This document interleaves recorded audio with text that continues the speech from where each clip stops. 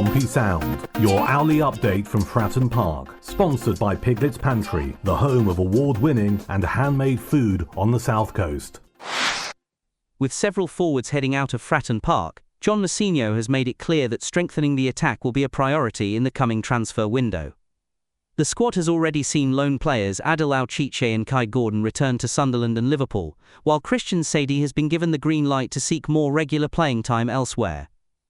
In the attacking midfield positions behind the striker, Pompey currently have Harvey Blair, who's still developing after his £300,000 move from Liverpool last summer. The more experienced duo of Callum Lang and Josh Murphy have proven their worth, with Lang netting 10 goals despite a 3-month injury layoff, and Murphy emerging as one of the season's standouts with 7 goals and 14 assists. MOUSINHO recognises that a significant chunk of next season's budget needs to go toward bolstering the attack. "We need to strengthen across the board there," he explained. "With Adil and Kaid returning to their parent clubs, we've got space to work with across the front line."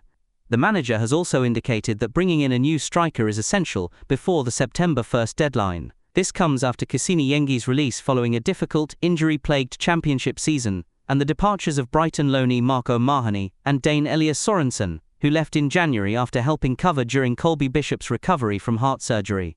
Bishop remains the first-choice striker after impressing since his November return, while young Australian Thomas Waddingham is viewed as an emerging option for the squad. I don't think we really needed John MOUSINHO to confirm that we need to bring some people up front to score goals. We are losing people going back to their parent clubs and people who didn't quite make the grade and so on and so forth. So, of course, you could say we're light up front. You could say we're understaffed up front, but not MOUSINHO. He says we have space to work with. Ain't that good? Isn't that a really good, positive way of saying we're short of a few forwards? We've got space to work with. And if that's how his mind works, the way in which he expresses how his mind appears to work, then we've got a really positive individual running things at Fratton Park. On the pitch, of course, one suspects increasingly off the pitch. His calm, cool, diplomatic, political, nuanced, administrative skills, I think, ripple out far and wide and beyond the manager's office and the training ground and the dugout. He states the obvious, but it's worth considering. Who do we need? Matt Ritchie plays great out wide on the right. But it's just a question of what legs is he going to have come the middle of the season if he's been playing the pressing game, which he does so well for the first dozen games or so. So we need somebody there, either to back him up or possibly as a future replacement. Does Blair do it? He will, but maybe not yet. And somebody to be alongside Colby when the ball is in the 6-yard box. Lang can get there, but he has to travel. We need another person who is striker orientated, who is a striker. But it's going to be difficult, as we've discussed elsewhere on Pompey Sound, to bring in somebody having to tell them that they will be second pick. Nobody wants to really hear that. However realistic it might be, unless they're young and unless the deal is we have a medium to long-term plan and you can be part of it. We'll bring you in, but you have to develop. That's the key thing. And it's a really important part of management is bringing players on. When you bring a player in, unless they are completely of veteran age, such as Matt Ritchie, you don't expect them to find more. Well, I wasn't that familiar with Matt Ritchie's day-to-day game before he came to Pompey, but I feel as though he's found a new lease of life under this management. The same with Cohen Bramall. He just, from nowhere, and Dazelle, again from nowhere, a QPR reject, and now is a firmly established medium to top championship player. This is what we can do. This is what Pompey can do. This is what MOUSINHO and his team can do. So we might not be looking for the finished article out wide on the right, or partnering Colby Bishop, or as stand-in for Josh Murphy. But if they've got the potential and if they're prepared to work on their game and build it from where it was when they arrived at Fratton Park, into what it can be half a season later, then again, we're talking about great development, great trajectory, and great direction. So when John Mousinho states that obvious, we need to get a couple of forwards in, and does it in his own way, we've got space to work with. We know it's true. He knows it's true. We have to trust them to get it right. And 9 times out of 10, they get it right big time, don't they?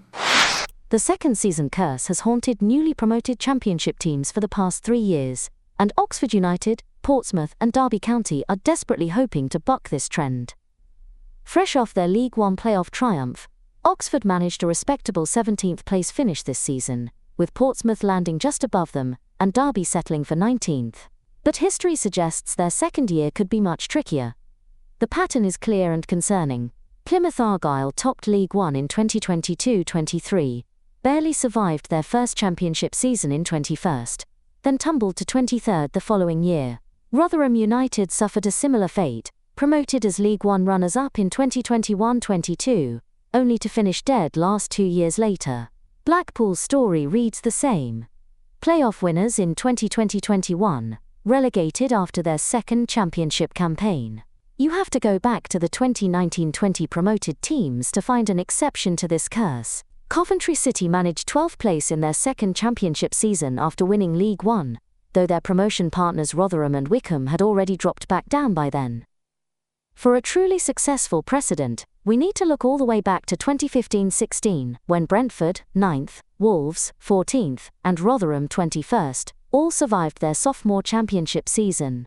Oxford, Portsmouth and Derby will be hoping to replicate that feat, rather than become the latest victims of this unsettling trend. Well, I don't know about you, good listener, but I did learn something there, which is that the word sophomore, which you often hear in American TV programmes and films and what have you, means second season, or I guess at college in America, second year. This is not a syndrome. It's not a curse.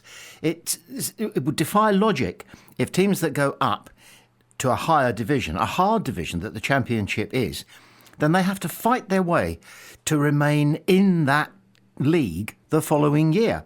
And at the end of that, those players who have been through the roller coaster of winning League One and then just about surviving in the Championship are exhausted.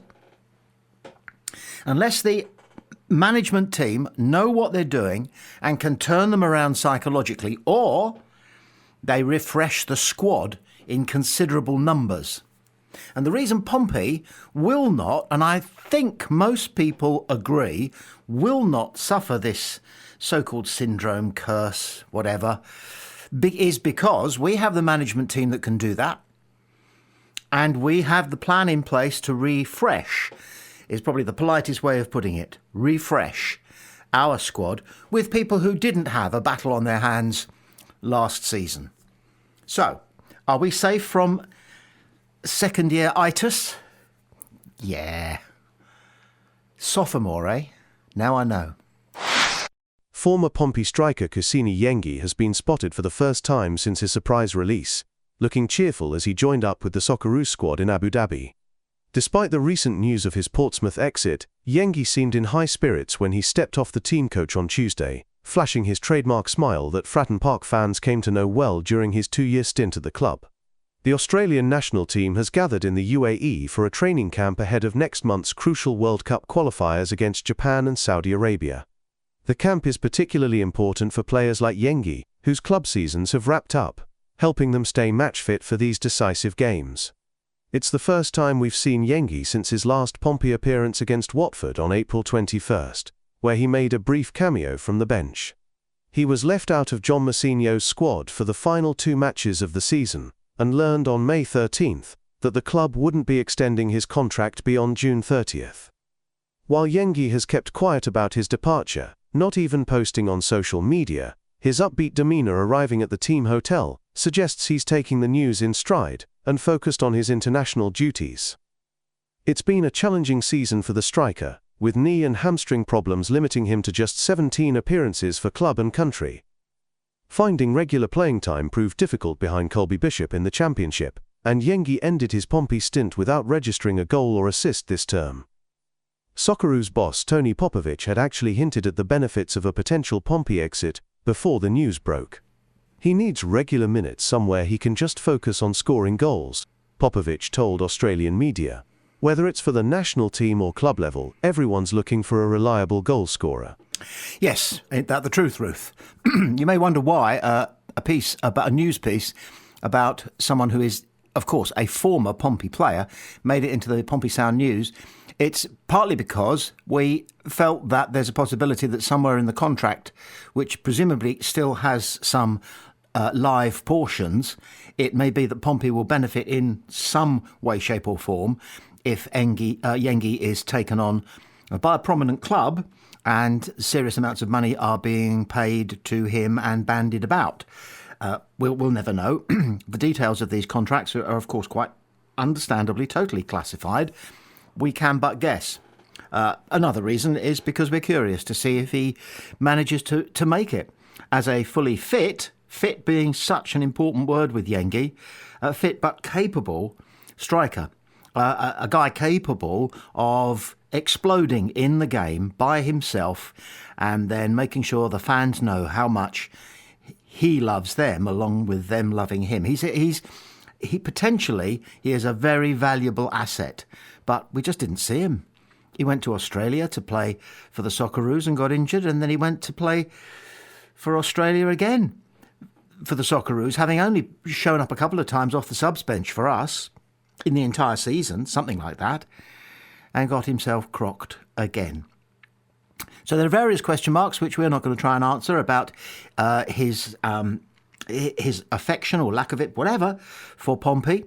His clear affection, enormous affection, pride in playing for his country. And of course, he's now got the opportunity to show what he can do. Because if he starts banging them in for Australia, albeit against second-rate, no offence, World Cup qualifying opposition, then people will sit up and take notice, not necessarily just people in the EFL, but people around the world. He's got an agent, of course he has, and hopefully it's someone who can find him the right place to stay fit and start scoring goals on a real regular basis. So we wish him well. Not too well, though, of course, as somebody said the other day. If he turns up for a rival championship side and starts teasing whoever we've got at centre-half, we will not be wishing him quite so well.